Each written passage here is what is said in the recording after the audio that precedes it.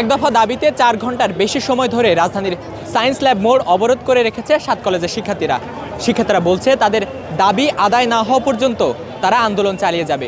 তবে রাস্তা অবরোধের ফলে দুর্ভোগে পড়েছেন সাধারণ মানুষ।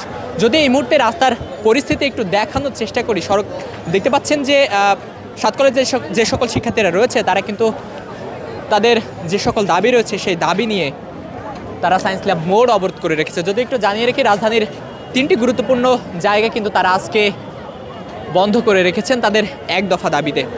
দেখছেন যে সাধারণ শিক্ষার্থীরা তাদের দাবি নিয়ে জায়গায় জায়গায় অবস্থান করছে এবং তাদের দাবির পক্ষে বিভিন্ন ধরনের স্লোগান কিন্তু দিচ্ছে।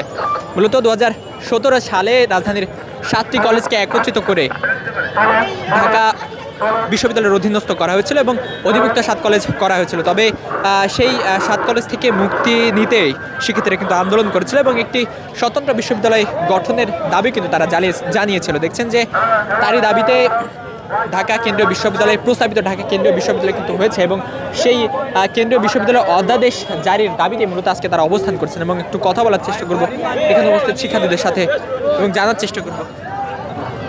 এর আগেও তো আপনারা আন্দোলন করেছেন, আন্দোলন করছেন, কিসের দাবি মূলত করেন? আমাদের অধ্যাদেশ দেওয়ার জন্য ভাইয়া।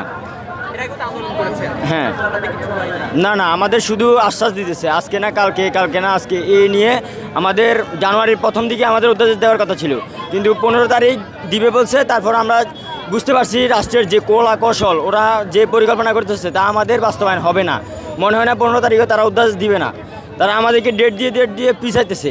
মানে ওরা একটা পরিকল্পনা করতেছে যে আমাদেরকে এভাবে ঝুলাই রাখবে, আমাদের অধ্যাদেশ দিবে না। যখন নির্বাচন হয়ে যাবে, নির্বাচনের পর কিন্তু আমরা আর অধ্যাদেশটা পাবো না। সো আমাদের ঢাকা সেন্ট্রাল ইউনিভার্সিটি যেটা আমরা ভর্তি হয়েছি ওটা আমরা ফিরে পাবো না। আমরা সে আগের গোলামি করতে হবে, আমরা সে অধিভুক্তির পথে চলে যেতে হবে, ন্যাশনালের পথে। তো আমরা চাই না আমাদের এই হয়রানি আর না হোক। আমরা এটা বন্ধের জন্য আমরা চাই দ্রুত আমাদের অধ্যাদেশটা জারি করুক। অধ্যাদেশ জারি করলে আগামী কালকের ভিতরে যদি অধ্যাদেশটা দেয়, আমরা তাহলে আমাদের এই কর্মসূচি উঠে নিব এবং আমরা আমাদের ক্যাম্পাসে ফিরে যেতে পারবো, যতক্ষণ না অধ্যাদেশ দিবে না রাষ্ট্র থেকে, যতক্ষণ না কোনো সিদ্ধান্ত জানাবে না। আসলে ভাই আপনারা তো জানেন, এটা বারবার বলা হয়েছে, আমরা আমাদের ঢাকা সেন্ট্রাল ইউনিভার্সিটির চিরন্ত মুক্তির জন্য আমাদের অধ্যাদেশ প্রয়োজন। এই অধ্যাদেশের জন্য আমাদের লাগাতার কর্মসূচি ঘোষণা হয়েছে। এই কর্মসূচিতে ব্লকেট অন্তর্ভুক্ত করা হয়েছে। এই কারণে হচ্ছে আমরা ব্লকেট দিয়েছি আজকে অনির্দিষ্টকালের জন্য ব্লকেট, যত না পর্যন্ত অধ্যাদেশ আসবে।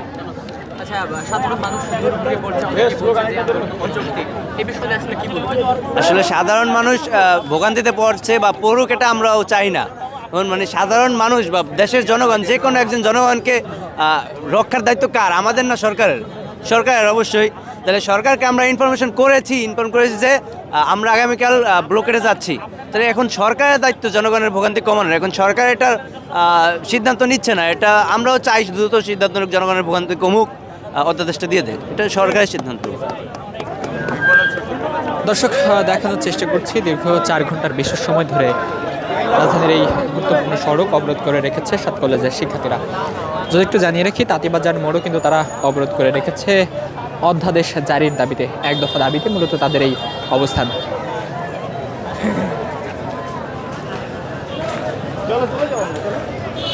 দীর্ঘ সময় ধরে সড়ক অবরোধের ফলে দুর্ভোগে পড়েছেন সাধারণ মানুষ। দেখছেন অনেকেই হেঁটে কিন্তু রাস্তা পার হচ্ছে, অনেক দূর থেকে কিন্তু তারা এসেছেন।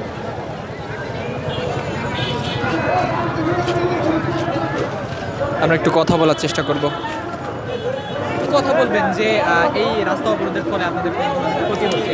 কি হয়েছে? ক্ষতি তো হইতেছে, সারাটা দিন যাইতেছে। এই 750 টাকা খেপে লেগেছিল আমার পুরো একদিন জায়গা, তাহলে আমার বউ বলা বানতে করতে গিয়ে আর কি অনেক রিকোয়েস্ট করছি, দিব না, আমরা যাইতে দিব না আমার বইয়ের গাড়ি। এর আগে আরো মেলা আন্দোলন হয়েছে, ওরা আমার সেফ দিয়ে পার করাই দিচ্ছে, কিন্তু আজকে দিব না আমার যেতে। হ্যাঁ, দিব না, বই সব বই, স্কুলের বই। কষ্ট তো, কষ্ট না, এই 2 ঘন্টা 2.5 ঘন্টা থেকে বই রয়েছি, সেটা কষ্ট না? দুপুরের ভাত পর্যন্ত খাইছি না এখন পর্যন্ত। এই আর কি বলবো, আর বলার কিছু নাই। দর্শক, দেখছেন যে অনেক মানুষ, সাধারণ মানুষ কিন্তু তারা রাস্তা পার হতে পারছেন এবং তাদের ক্ষোভ কিন্তু প্রকাশ করছেন। কখন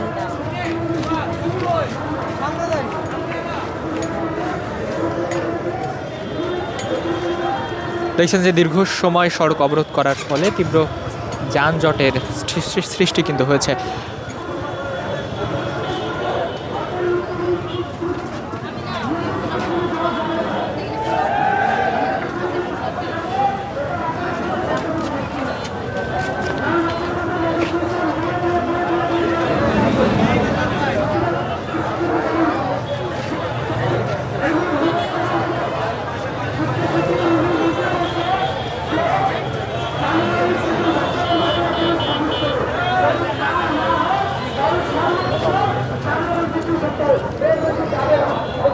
দর্শক, শিক্ষার্থীরা বলছে যে তাদের দাবি আদায় না হওয়া পর্যন্ত তারা কিন্তু সেখান থেকে প্রস্থান করবেন না।